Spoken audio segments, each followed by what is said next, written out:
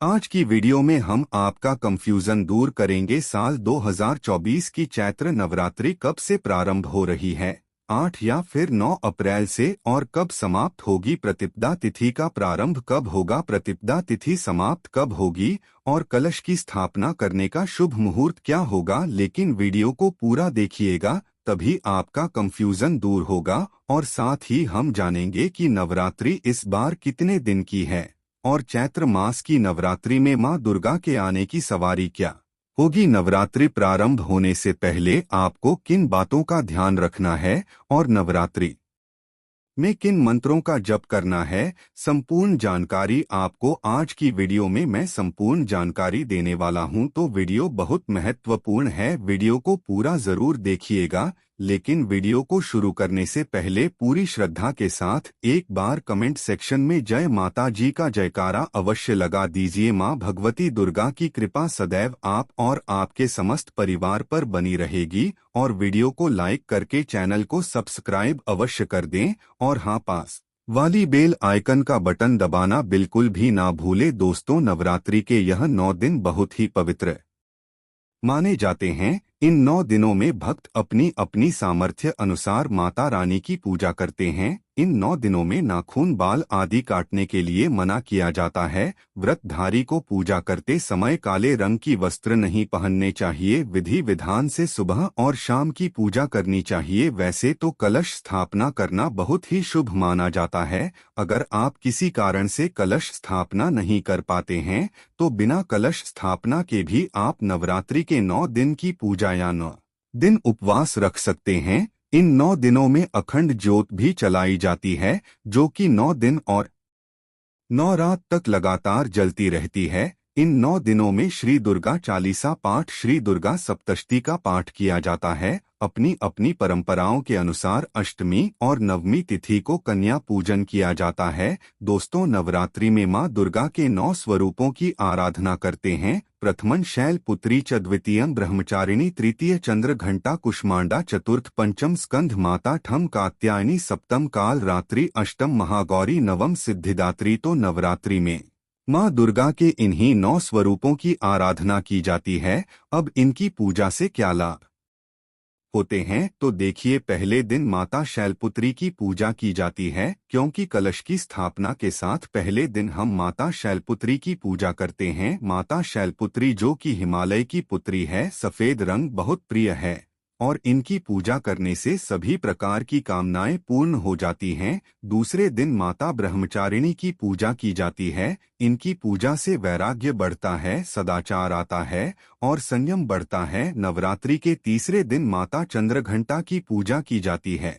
और कहा जाता है कि माता चंद्रघंटा की पूजा से मानव सांसारिक कष्टों से मुक्ति पा जाते हैं। नवरात्रि के चौथे दिन माता कुष्मांडा की पूजा की जाती है, और इन्हें मालपुआ का भोग लगाया जाता है। माता कुष्मांडा की पूजा करने से हर प्रकार की कामनाएं, सुख, समृद्धि, सौभाग्य सब कुछ प्राप्त हो जाता है। पांचवें दिन माता दुर्गा के 5वें स्वरूप माता स्कंद माता की पूजा की जाती है, और माता को केले का भोग लगाया जाता है। इनकी पूजा से संतान की प्राप्ति होती है, संतान को अच्छे स्वास्थ्य की प्राप्ति होती है, दीर्घायु की प्राप्ति होती है। नवरात्रि के छठे दिन मां दुर्गा के छठे स्वरूप माता कात्यायनी की पूजा अर्चना की जाती है। इनकी पूजा करने से विवाह में आ रही बाधाएं दूर होती हैं, मन चाहे जीवन साथी की कामना पूर्ण होती है, दाम्पत्य जीवन सुखमय होता है, रूप लावण्य आकर्षण में वृद्धि होती है। शास्त्रों के अनुसार माता कात्यायनी ब्रज की अधिष्ठात्री देवी हैं। इनकी पूजा गोपियों ने भी की थी जब उन्हें श्री कृष्ण का प्रेम चाहिए था। इसलिए मन चाहे जीवन साथी की कामना से, यह शीघ्र विवाह की कामना से माता कात्यायनी की आराधना करनी चाहिए। 7वें दिन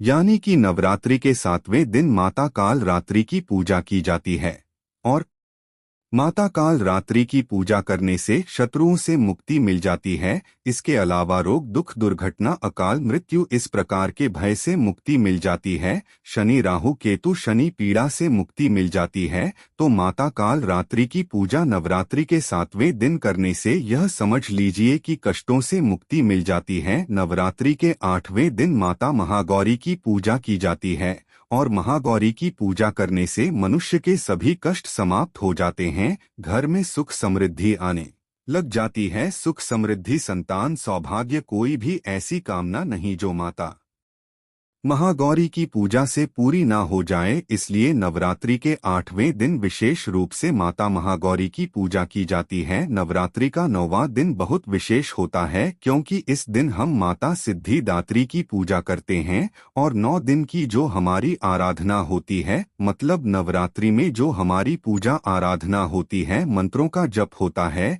या जो भी कामना लेकर हम पूजा करते हैं, वह सभी फल हमें माता सिद्धिदात्री की पूजा से ही प्राप्त होता है। तो यह जो नवरात्रि के 9 दिन होते हैं जिसमें हम माता की अलग अलग स्वरूपों की पूजा आराधना करते हैं, हर पूजा का, हर स्वरूप का अपना महत्व होता है और प्रत्येक दिन की पूजा इसलिए बहुत महत्वपूर्ण मानी जाती है। तो नवरात्रि में प्रतिदिन की पूजा विधि की वीडियो आपको हर रोज मिलेगी। आप लोग चैनल से जुड़े रहिएगा। और अब जानते हैं कि नवरात्रि कब से प्रारंभ हो रही है, कब समाप्त हो रही है। लेकिन उससे पहले वीडियो को लाइक करके चैनल को सब्सक्राइब अवश्य कर दें। इस बार साल 2024 में 9 अप्रैल मंगलवार से चैत्र नवरात्रि प्रारंभ होंगी, जो कि 17 अप्रैल बुधवार को समाप्त हो जाएंगी। नवरात्रि में मंगलवार और शनिवार के दिन मां का आगमन घोड़े पर होता है, जिसे अशुभ माना जाता है, बहुत ज्यादा शुभ नहीं मानते हैं। ऐसे में इस बार मां दुर्गा घोड़े पर सवार होकर धरती पर पधारें। कलश स्थापना की तिथि और शुभ मुहूर्त रहेगा 9 अप्रैल मंगलवार को प्रतिपदा तिथि के, जो कि सुबह 6:02 से 10:01 तक रहेगा। अगर आप इस समय कलश स्थापना ना कर पाए तो अभिजीत मुहूर्त में यानी सुबह 1157 से दोपहर 1248 के बीच में भी कलश स्थापना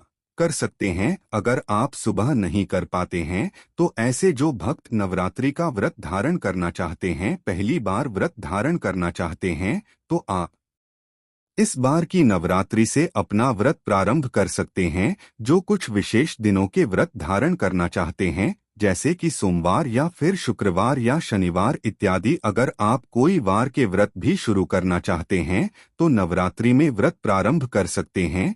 बहुत श्रेष्ठ माना जाता है। कोई भी नया व्रत प्रारंभ करने के लिए शुक्ल पक्ष का समय, नवरात्रि का समय सर्वश्रेष्ठ समय है। इस बार किसी भी तिथि की घट बढ़ नहीं है। 9 दिन की पूजा करने का पूरा समय मिलेगा। अष्टमी तिथि रहेगी 16 अप्रैल मंगलवार को, नवमी तिथि रहेगी 17 अप्रैल बुधवार को और दशमी तिथि 18 अप्रैल गुरुवार को होगी। दशमी तिथि को नवरात्रि व्रत का पारण और दुर्गा विसर्जन किया जाएगा। इसी के साथ नवरात्रि व्रत का समापन हो जाएगा। दोस्तों, नवरात्रि के यह 9 दिन बहुत ही पवित्र माने जाते हैं। इन 9 दिनों में भक्त अपनी अपनी सामर्थ्य अनुसार माता रानी की पूजा करते हैं। इन 9 दिनों में नाखून, बाल आदि काटने के लिए मना किया जाता है। व्रतधारी को पूजा करते समय काले रंग की वस्त्र नहीं पहनने चाहिए। विधि विधान से सुबह और शाम की पूजा करनी चाहिए। वैसे तो कलश स्थापना करना बहुत ही शुभ माना जाता है।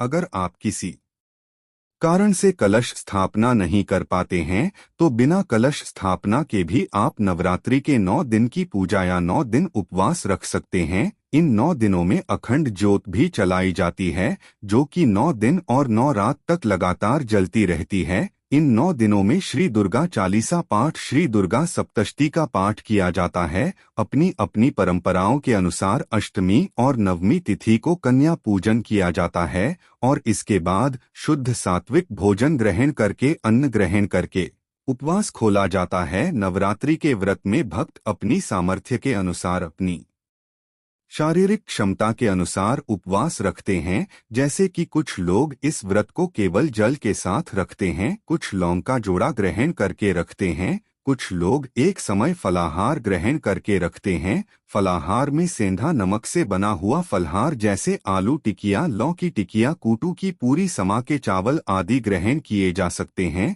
मौसमी फलों का और भरपूर मात्रा में दूध और जल का सेवन इस दौरान किया जाता है। लेकिन जो लोग व्रत भी रखना चाहते हो लेकिन बिना अन्न के नहीं रह सकते, इस व्रत में एक समय शुद्ध सात्विक भोजन जो कि नमक से बना हुआ हो, लहसुन प्यास से रहित हो भोजन रात के समय कर सकते हैं। कलश विसर्जन का दुर्गा विसर्जन नवमी तिथि के बाद ही करना चाहिए, तो 17 अप्रैल बुधवार को दोपहर 3:14 तक नवमी तिथि रहेगी, जिसके बाद से दशमी तिथि प्रारंभ हो जाएगी। तो ऐसे में आप इस दिन शाम को सूर्यास्त से पहले पहले तक विसर्जन कर सकते हैं। चैत्र नवरात्रि की 17 अप्रैल को सिद्धिदात्री की पूजा करेंगे, महानवमी है, और 17 अप्रैल को ही श्री राम नवमी मनाई जाएगी।